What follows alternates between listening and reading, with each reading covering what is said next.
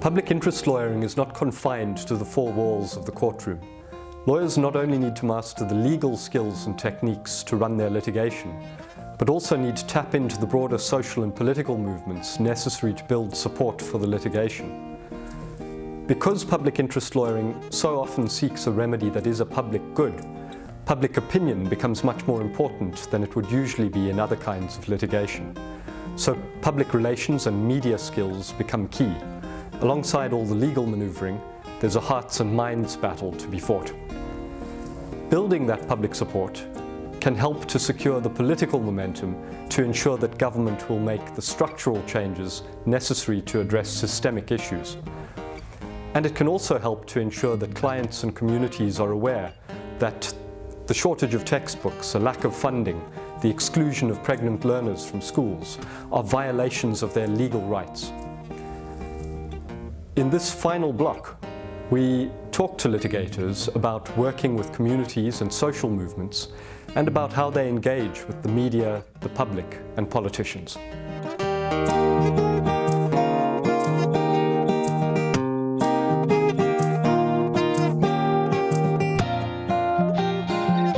It's extremely important and changes the entire outcome of the case if it's driven by a social movement.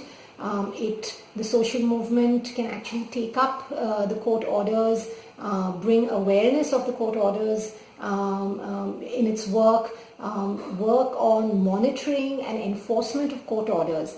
And it's only when movements take ownership of the litigation that the litigation is really successful.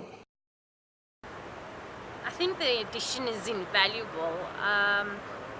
Take Equal Education, who has got a membership base of learners in schools in 5 different provinces across South Africa.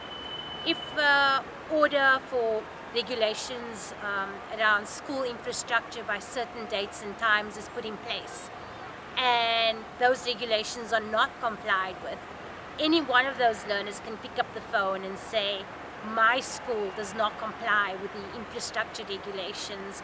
And that means that you've got a social justice movement on the ground with an ear to the ground, constantly monitoring implementation of a court order.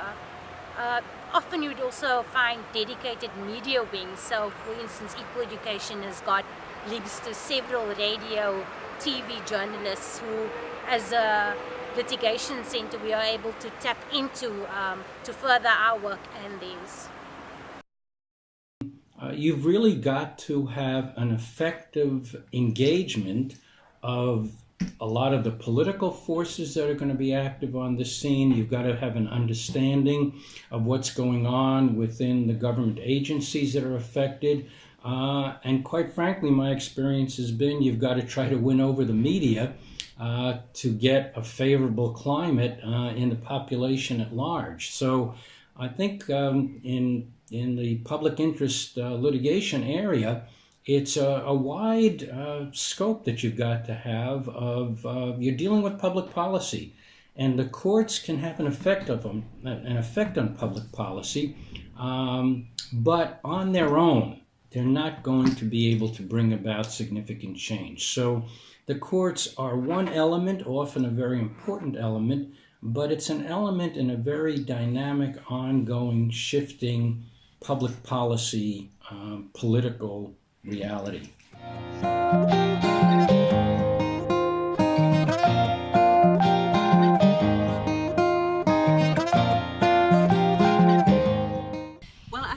Again, depends on which type of litigation organization you're talking about. So that there are obviously litigation organizations that are very strong on media, and they would put just as much time and effort and resources into their media strategy as they would into their legal strategy.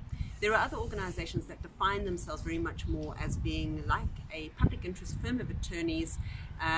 Latterly, they too have started to employ media people and so on, if they're big enough organizations to do that.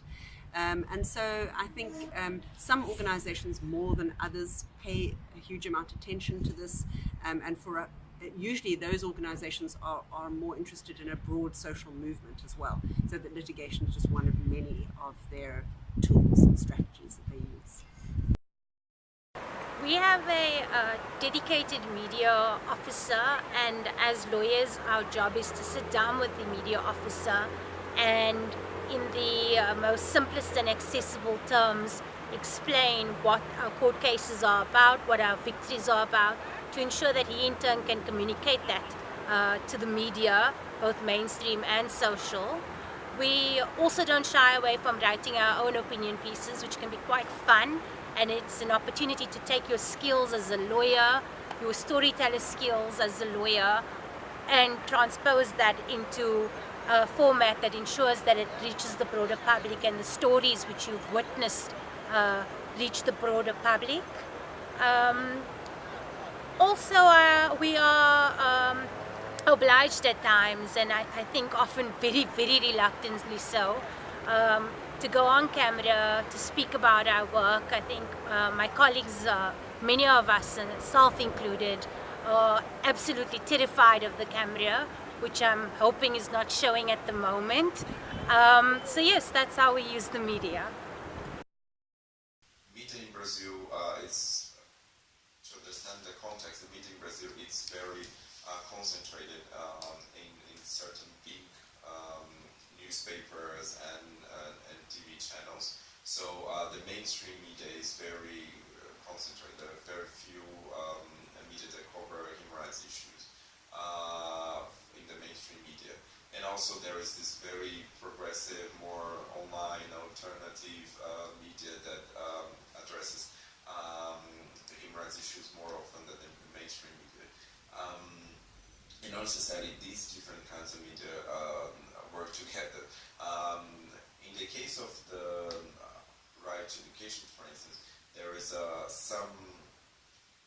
in the main newspapers, there's at least one journalist primarily dealing with education, so covering education, and those journalists are well known among the NGO sector, so they know that they can count on those people to write about rights education.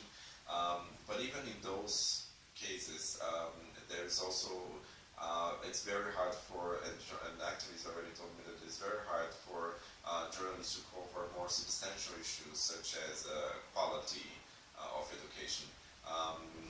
And that's why journalists said that litigation can be very useful, because when you have a decision and you have a decision is like a statement by a local government, a local politician, or a president or a governor, it's something that can be news.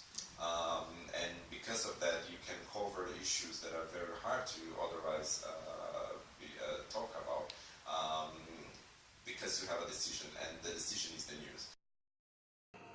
We use media, both the print and social media, to really highlight what is going on in court, to really, add to the campaign. If there's a campaign on the ground already, the media can play a huge role by informing the public about what's happening in court. It is also important that court orders are disseminated in the media, so that ongoing, campaigns and movements which may not be aware of the litigation actually become aware and use it in strengthening their campaign. And also, this I think helps, strengthen chances of implementation as well. Well, dealing with the media, some of it, of course, is traditional release of press releases and reaching out to have conversations with reporters, try to get them to understand what it is that you're doing, why you're doing it. But for me, what has been most successful is tying the media into the public engagement campaign. And since we're very committed to this idea of public engagement, really the question is when to invite the media in and how to engage them also. So one thing that clearly sticks out in my mind when We were in the early stages of our CFE litigation. That was our education funding adequacy litigation in New York State.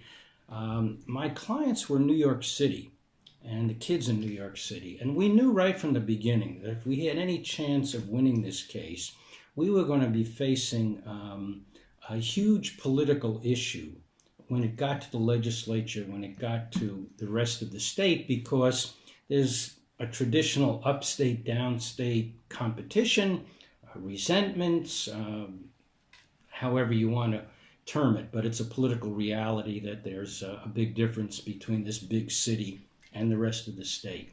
So we decided we had to do a public engagement campaign, not only in the city to build support there, but to try to explain to people upstate what we were doing, how it would affect them, that hopefully it would affect many of them in a positive way.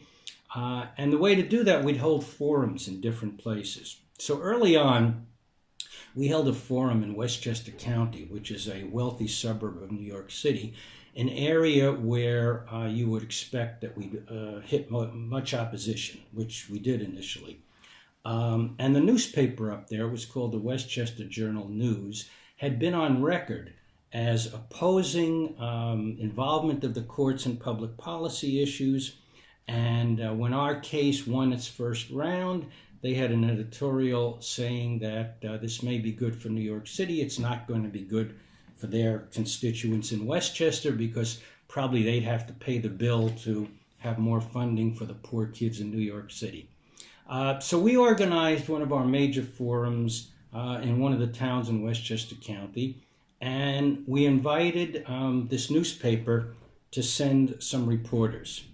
And it was a very successful forum. It was these forums don't always work out perfectly, but this one, fortunately for us, did. We had good representation of low-income students, racial diversity, affluent students, and there were some very good conversations that were going. And we asked people to break up into working groups and all.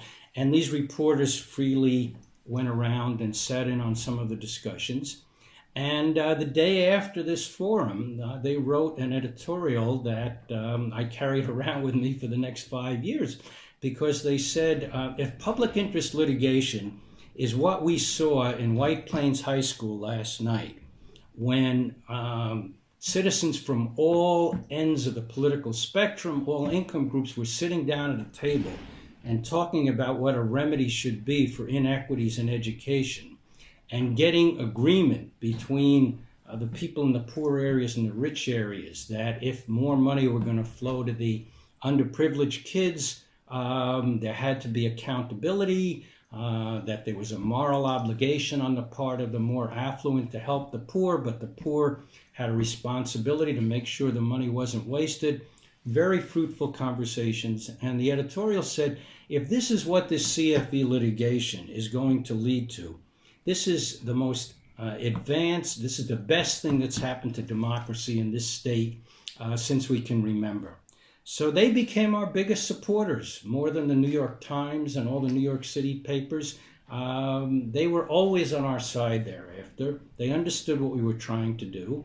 And they convinced their legislators to vote for the package that eventually came out of the case, even though probably their taxes went up, but they understood it.